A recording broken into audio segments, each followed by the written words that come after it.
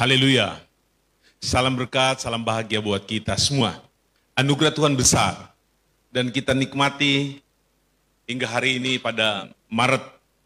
Tak terasa kita telah melewati hari demi hari sampai hari ini. Semua terjadi karena kemurahan Tuhan. Semua katakan amin. Kita akan lanjut dengan materi kita, 15 bencana dalam Alkitab.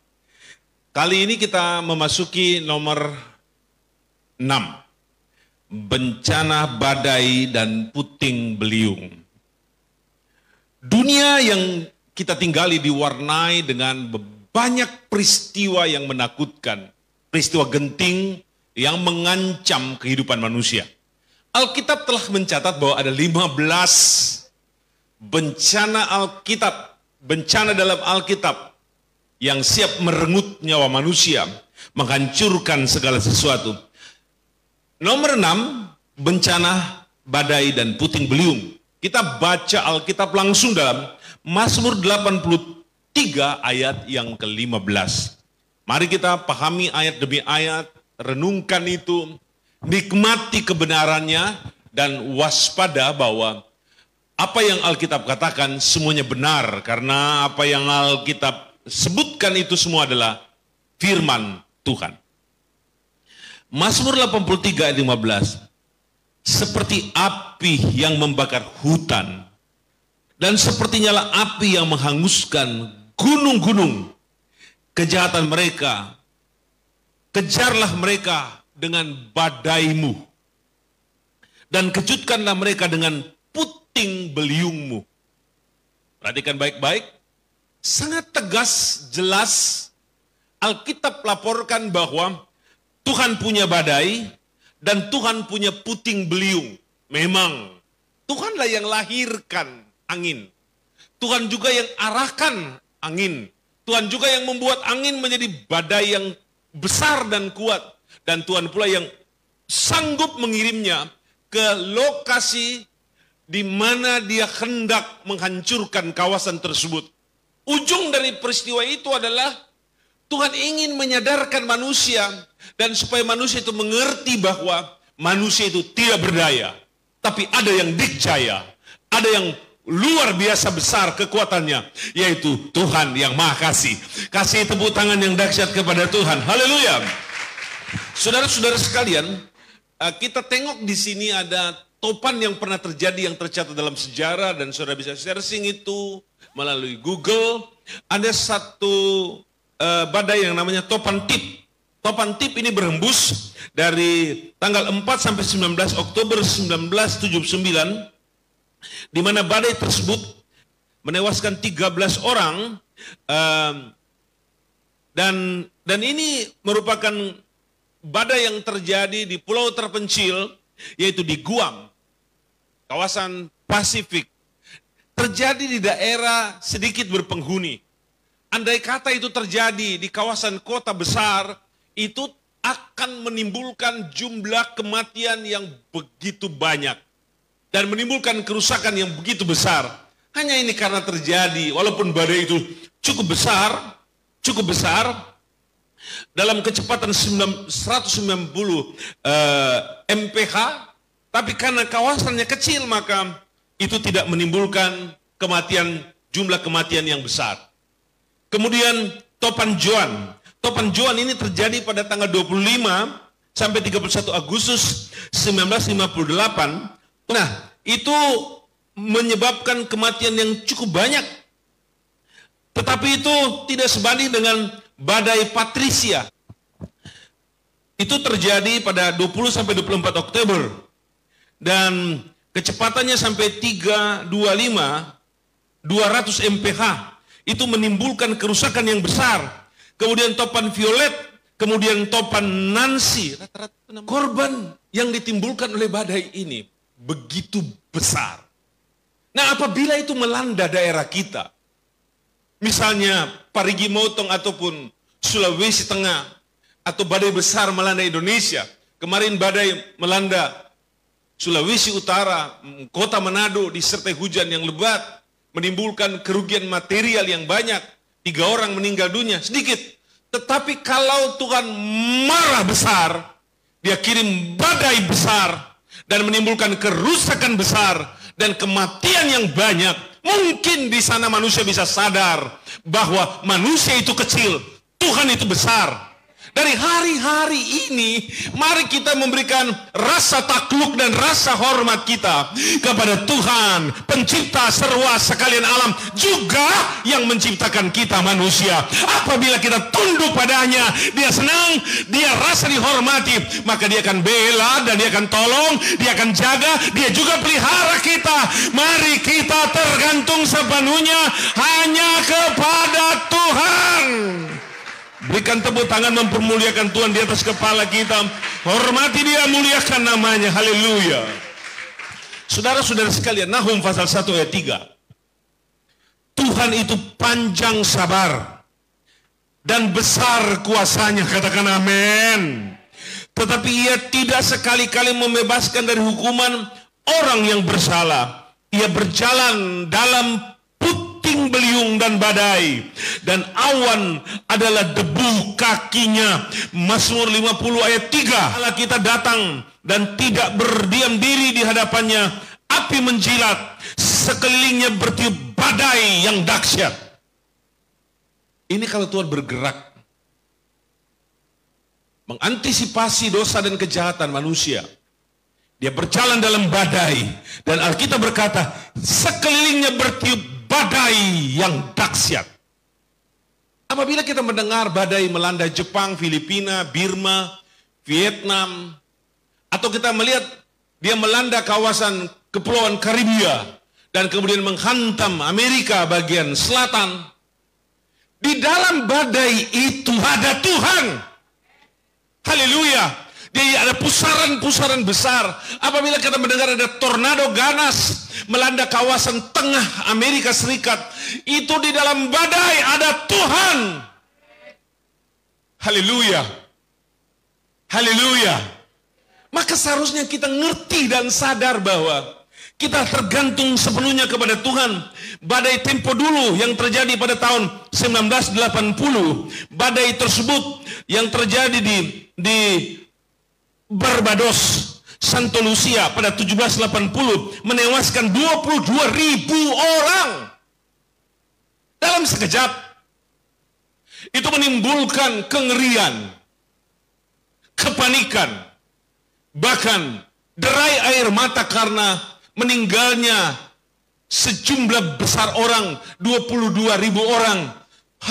Sudah sama banyaknya dengan orang yang meninggal karena COVID-19 hari ini. 22.000 orang meninggal karena badai dalam sekejap. Itu setengah penduduk Parigi. Setengah penduduk kota Parigi. Atau sepertiga penduduk kota Parigi. Bapak Ibu sekalian, tapi kita lihat bahwa rasa hormat manusia kepada Tuhan di hari-hari ini semakin lama semakin berkurang. Ini menimbulkan ketersinggungan di hati Tuhan. Bahkan kalau dia marah, dia kirim badai, dia bergerak dengan kecepatan tinggi dan membuat manusia itu tidak berdaya sama sekali. Beri hormat pada kekuatan Tuhan, beri pujian pada kekuasaan Tuhan. Dia jaya dalam rohnya, dia jaya dalam pekerjaannya, dia jaya dalam tindakannya, dia adil dalam perbuatannya. Katakan dengan kuat, haleluya. Badai Mitch 1998 yang terjadi di El Salvador, Nicaragua, dan Honduras dan Guatemala, 4 negara sekaligus, menewaskan 19.325 jiwa dan menyebabkan kerugian pada posisi 2 miliar US dollar. Tak cuma kerugian material, infrastruktur, gedung-gedung, dan juga lahan pertanian yang ambles habis, tapi juga kematian manusia mewarnai peristiwa badai Mitch di tahun 1998. Bersyukurlah kawasan kita, Sulawesi Tengah, masih dalam tanda petik terbebas dari badainya Tuhan. Haleluya, haleluya. Saudara-saudara sekalian, badai Galveston menimbulkan korban 3.000 orang. Saudara-saudara sekalian, badai ini terjadi di pesisir Texas, Amerika Serikat. Saudara-saudara sekalian, ini badai dalam kategori tinggi dan sangat kuat. Tetapi yang mengendalikan dan mengatur dan yang melahirkan badai dan yang menghembuskan badai ke setiap lokasi dan daerah adalah Tuhan kita yang maha besar dan maha mulia. Hormati Dia, tinggikan Dia, haleluya, puji Tuhan. Yeremia pasal 23 ayat 19. Lihatlah, angin badai Tuhan, yakni, perhatikan baik-baik, yakni kehangatan murka, telah keluar menyambar, angin puting beliung, dan turun menimpa kepala orang fasik. Saya katakan di sini bahwa badainya Tuhan itu seperti punya mata. Punya mata, dan matanya jelas dan terang. Dia dialamatkan kepada sebuah lokasi. Badai itu disuruh Tuhan kepada sebuah daerah, menuju sebuah daerah, dan dia tidak akan salah pilih lokasi karena dia telah diprogram oleh Tuhan. Datang ke Manado, ya, datang ke Texas, datang ke daerah Barbados, datang ke Guam, berhembus di Filipina, menimpah Jepang. Itu disuruhkan ke sana. Itu kata Alkitab, itu adalah karena kehangatan murka Tuhan. Sebagai bentuk tindakan langsung Tuhan mengantisipasi kejahatan dan dosa manusia. Maka dari itu, sadarlah dan ngertilah, jangan sampai kita dikategorikan sebagai orang fasik yang akan dimakan oleh badainya Tuhan. Mari kita beri diri dan hati kita, juga jiwa kita kepada Tuhan. Karena yang bertanggung jawab dan yang mengatur hidup dan jalan hidup kita ialah Tuhan yang kita hormati. Dan terus kita hormati, terus kita hargai. Segala puji hormat hanya kepada Tuhan yang dahsyat dan luar biasa. Haleluya. Haleluya. Saudara-saudara sekalian, kita kemarin tahu persis peristiwa yang disebut badai Katrina yang melanda pesisir selatan dari Amerika Serikat pada tahun 2005. Itu menewaskan 11.000 orang di negara maju yang mempunyai tingkat antisipatif tinggi terhadap bencana. Kita tahu bahwa Amerika Serikat mempunyai alat deteksi di mana badai itu lahir, kemana dia berhembus. Mereka bisa hitung kapan itu badai tiba di sebuah lokasi dengan perhitungan matematik, dengan melihat dari apa itu? Satelit lewat komputer canggih. Tetapi itu masih menelan korban 11.000 jiwa. Itu di negara yang sangat maju, yang tahu, ngerti cara mengantisipasi. Mereka nggak bisa buat apa-apa, tak sempat menyelamatkan diri. Korban yang ditimbulkannya sangat banyak, dan ada 9.191 yang hilang. Jadi total 20.000 orang meninggal dalam sekejap. Tak bisa lolos dari sergapan puting beliung Tuhan. Badai yang berhembus dari sisi kiri dan sisi kanan Tuhan. Karena di sekeliling Tuhan ada badai. Tuhan mengejar dosa, Pak. Pelaku kejahatan menjadi target Tuhan.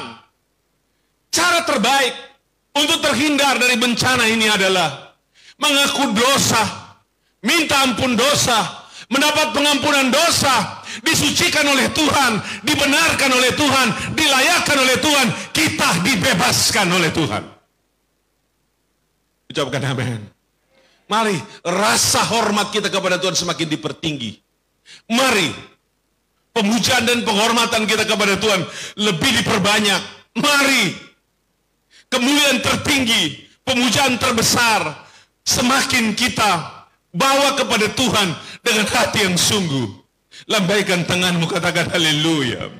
Kedua, bencana gempa bumi. Saudara-saudara sekalian, tadi malam sekitar jam 6 waktu Indonesia, gempa bumi melanda Jepang 7,2 pada skala Richter.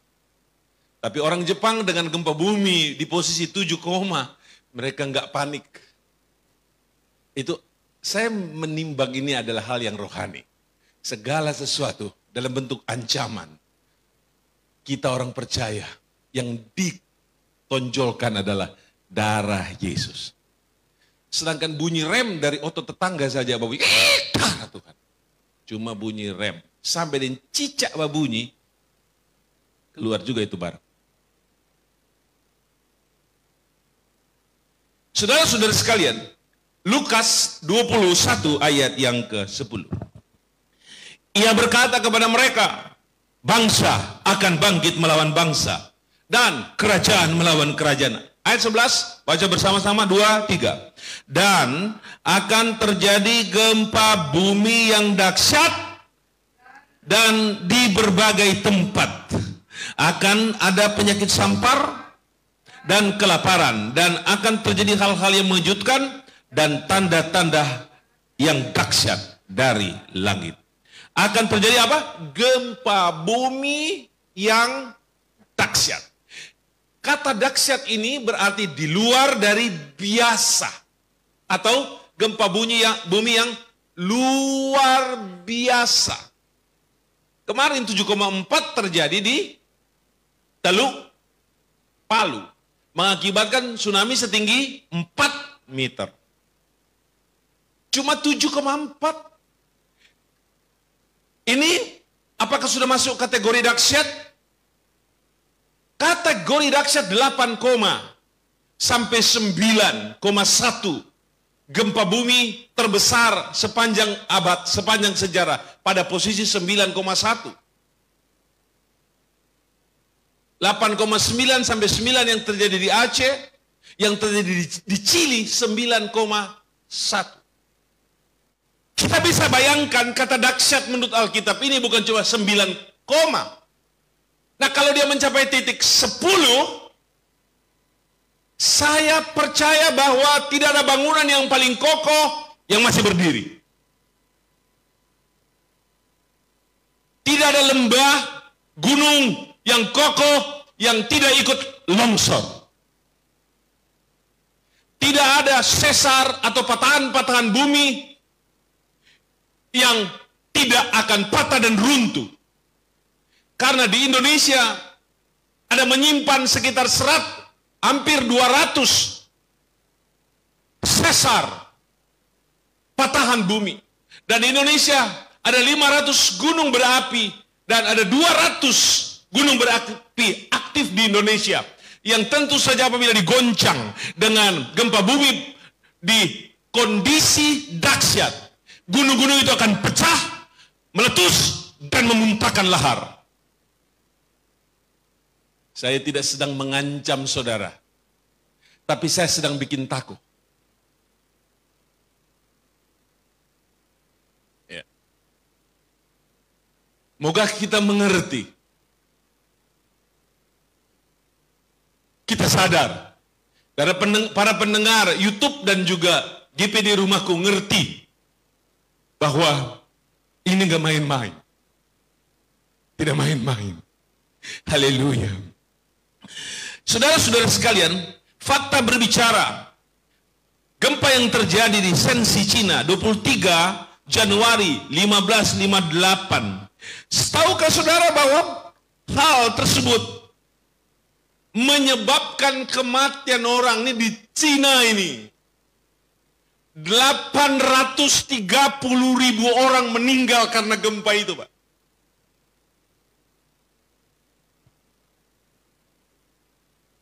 Itu pada 8 skala Richter. 8 saja. Ternyata itu telah menimbulkan kematian 830.000 korban meninggal dunia. karena gempa yang terjadi di Shanxi, Tiongkok. Baca Wikipedia. Kita akan temukan faktanya.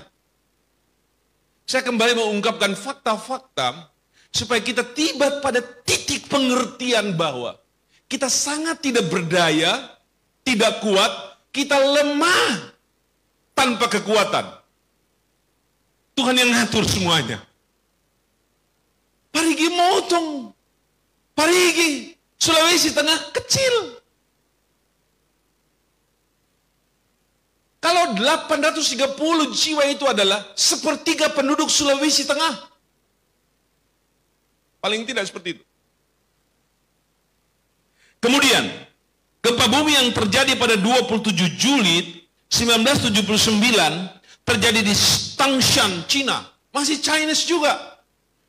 Itu menewaskan 655.000 jiwa dalam gempa tersebut. Fakta-fakta ini terungkap dalam sejarah hidup manusia dan sejarah gempa dunia. Saudara-saudara sekalian, kemudian gempa yang terjadi pada tahun 1138 di Aleppo, itu terjadi pada 9 Agustus di Aleppo, Suriah, itu menimbulkan korban yang cukup besar karena kondisi pada waktu itu, daerah pada waktu itu belum terdata dengan baik, tetapi pada prinsipnya kawasan tersebut diguncang begitu besar dan dahsyat dan menghancurkan daerah Suriah dan bagian selatan dan barat dari Turki. Itu sangat-sangat mengerikan sekali. Saudara, kalau kita tahu dan melihat hal itu, seharusnya manusia itu nggak boleh sombong lah, nggak boleh sombong. Kekayaan yang melimpah ruah akan hilang dalam sekejap. Kejayaan manusia akan luluh lantak sedemikian cepat, bahkan nama besar dan pangkat serta jabatan seseorang hilang ludes bersama dengan bencana demi bencana yang hadir dan melanda dunia. Tapi ada satu yang tidak bisa direduksi, ada satu yang tidak bisa dihancurkan. Siapakah dia? Dialah pencipta gempa itu, pencipta bencana itu. Itulah Tuhan. Dia Tuhan yang sama itu. Dialah yang akan melindungi dan memelihara orang-orangnya, anak-anaknya, umat percaya kepadanya. Haleluya. Tentu saja kita tidak bisa melupakan peristiwa yang terjadi 2004 tanggal 26 Desember, satu hari setelah Natal. Peristiwa besar tersebut, apa yang kita kenal dengan gempa yang terjadi di laut atau Samudra Hindia, sebelah selatan Aceh, tepatnya kawasan Meo Laboh, Aceh. Tsunami Aceh tersebut kita tahu pada 9,1 rupanya, sama dengan yang terjadi di. Dan bahwasanya terlapor yang meninggal dunia 286.000 dan belum yang hilang. Kemungkinan ada pada posisi 300.000.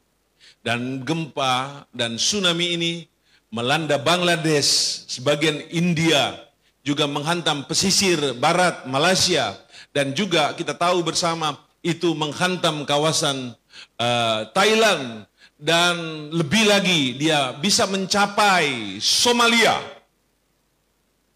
Afrika, dan sempat menyentuh bagian pesisir dari Yaman Selatan di Arab Saudi, daerah Arab sebelah timur dari Arab Saudi.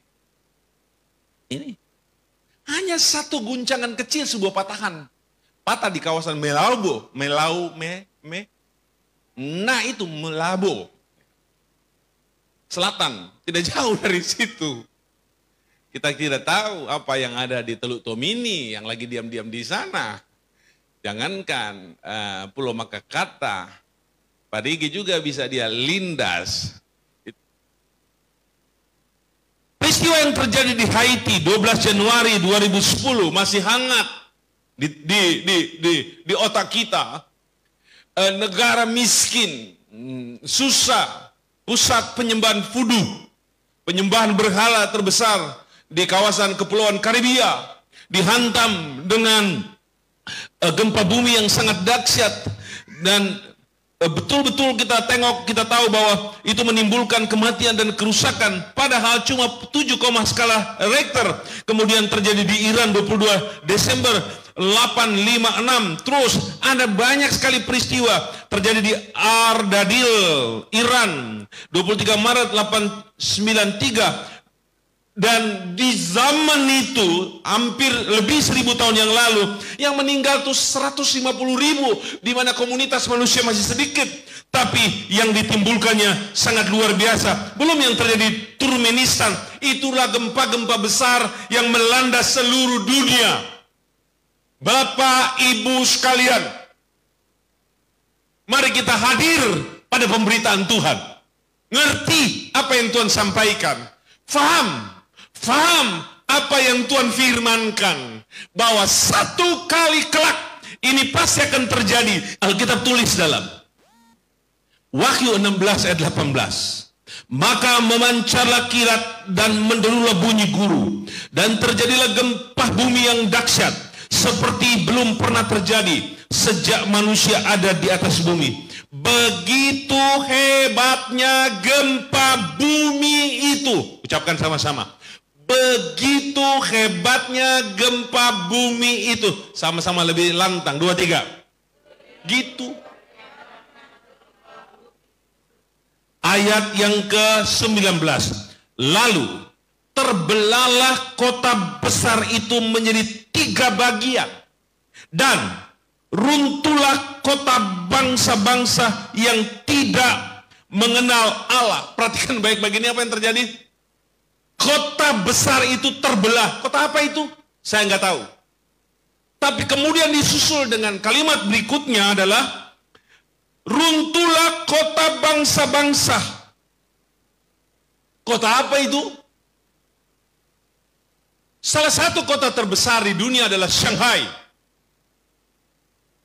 New York, Rio de Janeiro.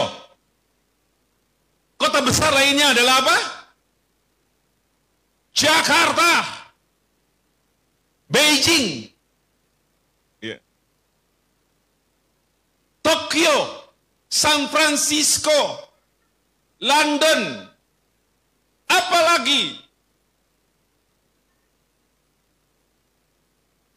Paris. Itu runtuh. Artinya gedung-gedung pencakar langit itu runtuh dan rata dengan tanah. Sedangkan kota besar terbelah 3. Terbelah 3. Kalau terbelah 3, saudara bisa ambil gelas, jatuhkan di lantai beton, tak, dia pecah, dia hancur. Seperti itu. Itulah yang akan terjadi ketika apa yang Alkitab katakan gempa yang dahsyat.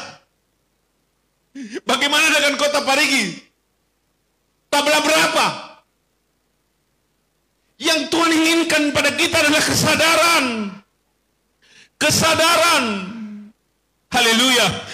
Maka teringatlah Allah akan Babel yang besar itu untuk memberikan kepadanya cawan yang penuh dengan anggur kegeramannya, dan semua pulau hilang lenyap dan tidak ditemukan lagi gunung-gunung. Semuanya rata, tunduk, hormat, memberikan penghormatan hanya kepada Tuhan. Gunung-gunung rata, pulau tujuan wisata indah di Indonesia adalah Bali. Rata. Pulau indah lainnya yang menjadi tujuan wisata dunia adalah Maldives. Rata. Apalagi Maldives, dataran paling tinggi dari Maldives cuma 4 meter. Di pulau itu. 4 meter aja. Ini. Aku suka sekali dan bangga sekali karena Tuhanku besar. Dialah penyebab, dialah kausa prima. Dia penyebab dari semua yang utama dan yang terutama yang diciptakan olehnya, dia semua yang menghancurkannya. Dia penyebab utama dari segala sesuatu. Katakan amin. Katakan amin. Senang mempunyai Tuhan yang hidup, suka mempunyai Tuhan yang berkuasa. Tuhan kita dahsyat dan luar biasa, haleluya. Mau tetap setia kepada Tuhan, tetap iring kepadanya, tetap tunduk padanya, tetap sekali Yesus, tetap Yesus, tetap menjadi pemuja Tuhan Yesus, tetap menghormati dia dalam keadaan apapun juga, haleluya. Karena kita yakin dan percaya semua ada dalam kendali Tuhan. Segala hormat hanya bagi Tuhan. Ya api Pantekosta heranlah, ya api Pantekosta heranlah.